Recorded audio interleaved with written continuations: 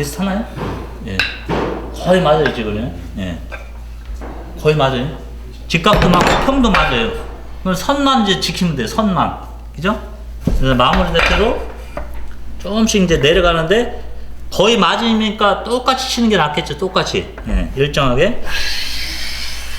예. 그대로 얘를 눌러서, 상체를 눌러서 그대로 가는 거예요.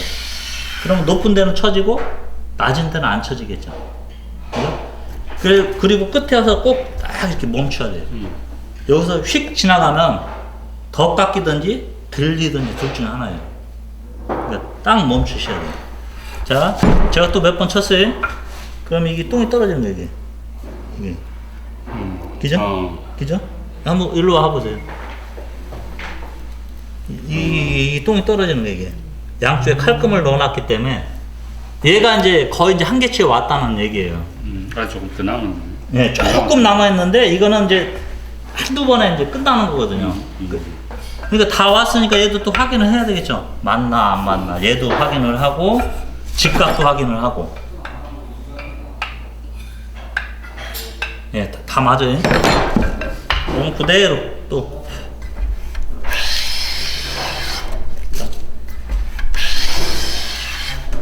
자, 일로 와보세요. 이제 똥이 들어볼게요. 똥이 다 떨어져 이렇게. 그죠? 칼금 거놓은 똥이 떨어지는 거예요, 이게. 이렇게?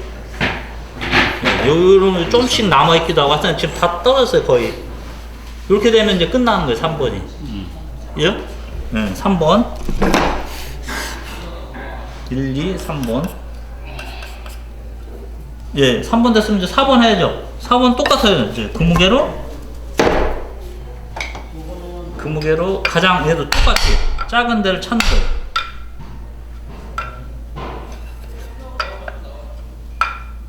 여기가 제일 작네. 그 작은 데를 기준으로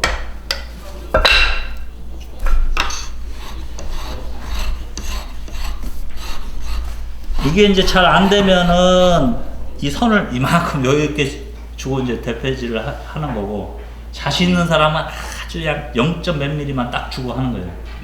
그 전에 이제 조육 선생님이나 이런 분들은 1mm 한계치를 1mm를 주고 이제 딱 뽑으라고 한다고. 시험 보러 가도 마찬가지예요. 각재를 1mm 여유를 주고 각재를 뽑으라고 한다고. 그러면 몇 번 안에 딱 끝내야 돼요. 그거 넘어가면 이미 다시 이제 정치수에서 이제 벗어나는 거죠. 그죠? 예. 그러니까 갈수록 정교하게 칠 줄 알아야 돼, 이게. 자, 그 무게를 거봤더니 여기가 살이 많네요. 여기는 살이 별로 없고요. 여기는 한계치예요, 여기는 지금 보시다시피 없어요, 살이. 그죠? 그 이쪽이 많잖아요. 높은 데부터 또 치는 거예요, 이제.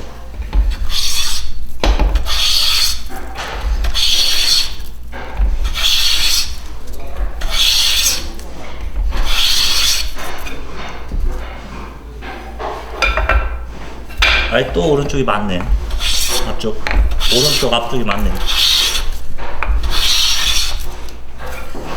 제가 계속 치는데 이쪽은 한 번도 안 쳤어요, 지금. 자, 얘도 거의 이제 한계점에 왔네요. 거의 한계점에 왔으면 초벌 대패는 놓고 마무리 대패를 하는 거죠.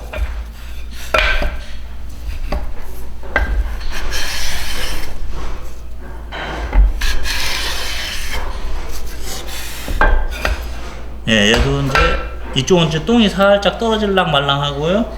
여기는 한계점에 왔고 여기도 한계점에 거의 왔어요, 이제. 그러면 이제 체크를 해야죠. 체크를 해서 요게 조금 높네. 그죠? 예, 그리고 직각을 이쪽에서 봐도 맞아야 되고 이쪽에서 봐도 맞아야 돼, 이쪽에서.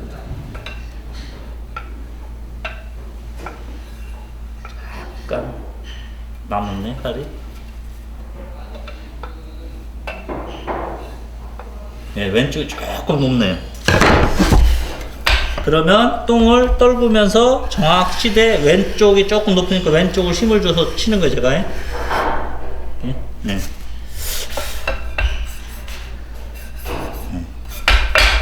조금 높은데 살짝 쳐주고, 그 다음에 이제 똥이 떨어지기 시작해요. 여러분들 보면 똥이 다 떨어지기 시작해요. 이제 그죠? 이렇게 이제 여기서 몇 번만 딱 쳐서 끝내야 돼. 이제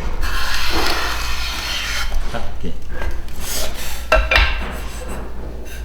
예, 끝에까지 다 갔죠? 똥 떨어지기 시작하죠. 예. 그럼 이제 마무리만 치는 거예요. 이제 똥이 깨끗하게 정리가 되게 마무리만 쳐주면 될 거예요.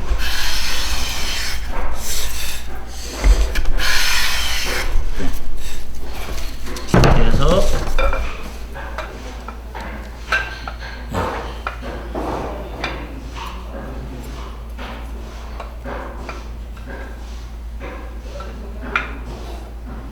네, 얘는 이제 다 됐네요. 이 똥도 지금 다 떨어지죠? 이런 소리가 나야지. 오케이? 네. 그러면 이제 내면이 된 거예요, 내면이. 근데 요렇게 해서 잘 해도요, 사실은 이 목재가요, 실제로 이렇게 가공을 하면 변형이 일어나요, 변형이. 목재의 변형이 이제 뭐 크게 두 가지인데, 습기에 의해서 습기를 먹었다 뱉었다 하면서 변형이 일어나기도 하고요.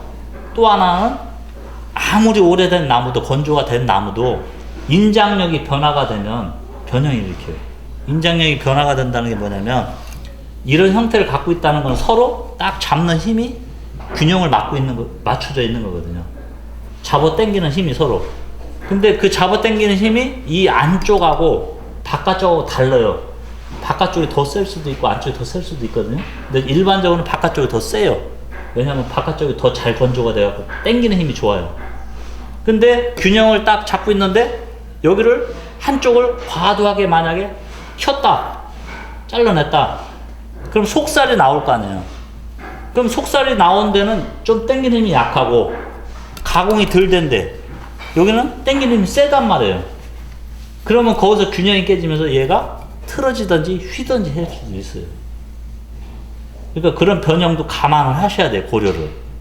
그래서 가공을 하더라도 얘를 한 면만 집중적으로 안 해요. 비슷하게 돌아가면서, 비슷하게.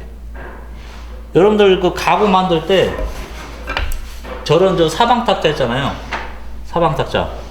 저거 결구법 제비촉하고 이방연기만 하면은, 연기 마신만 하면 다 할 수 있는 거거든요. 근데 저 사방탁자 만들려면 무지하게 어려워요.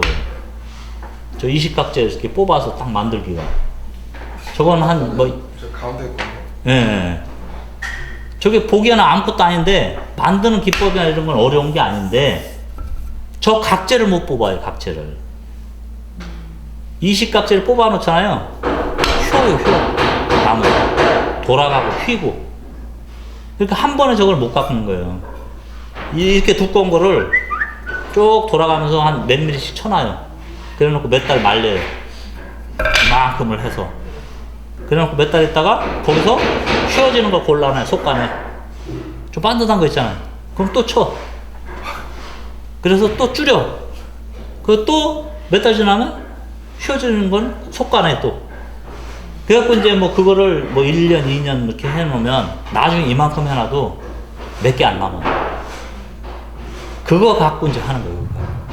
그러면 이미 이제 얘가 습도에 의한 변형도 다 잡힌 거고, 인장력에 의한 변형도 다 잡히는 거예요. 그러니까 옛날에 그 나무, 소목장 이런, 지금 조육 선생님 얼마 전에 우리가 나무 처분하면서도 진짜 아까운 게 그런 거예요. 그 선생님은 평생을 그 나무를 말린 거거든요. 그러니까 그만큼 변형이 덜한 나무를 이제 나중에 쓰기 위해서 만들어 놓은 거라고요. 그게 하루아침에 내가 뭐 만들고 싶다 했고, 얼른 나무 갖다가 뚝딱 못 만들어요. 그게 되질 않아요. 오랜 시간 준비를 해서 그 여건이 다 맞아야 만드는 게 이게 짜맞춘 거고. 우리나라 사람들이 막 급하니까 뭐 공장 가고 마냥 금방 나무 사다가 뚝뚝뚝 잘라서 딱 맞추면 금방 되겠지 하는데 천만의 말씀이에요. 그렇게 힘들어요, 이게. 근데 사람들이 모르죠, 그런 내용을. 그러니까 저런 사방탁자를 뭐 200만원, 300만원 하면 놀래 자빠지죠. 아이, 뭐 그거 아무것도 아닌데, 나무도 이만큼밖에 안 들어가고, 별것도 아닌데 왜 이렇게 비싸냐 뭐 이러는 거예요 이제. 그런 내용은 모르니까. 그죠? 어쨌든 이제 그런 부분도 있어요. 그래서 이걸 만들어 놨다고 해서 아 이건 이제 됐어 이제 뭐 방심하면 안 돼요. 또 이게 실제로 쓰다 보면 돌아가요 이게. 그러니까 이제 그런 것도 나중에 이제 마감을 다시 한번 마감을 다시 해서 조립도 해야 되고, 또 조립하고 나서도 또 틀어지는 건 다시 또 잡아줘야 돼요. 또 만들었다고 해서 또 끝나는 것도 아니고 또. 그러니까 이제 그런 모든 작업을 하려면 이 대패가 있어야 돼요. 대패 없이는 안 된다니까 이게. 샌딩으로 이 각재 얘기했잖아요. 저 각재 저거 20각재를 샌딩으로 한번 해봐요. 직각 안 나와요. 이게 다 양쪽으로 문드러져 버려요. 그냥 막 돌리고 그러면, 사포로 막 문대고 그러면 이쪽이 더 많이 깎이거든요. 항상 가장자리가 반듯한 게 아니라 이렇게 알아가져 버려요. 다 만들고 나서는 더 하죠. 대패를 안 치고는 마감이 안 돼요. 마감이.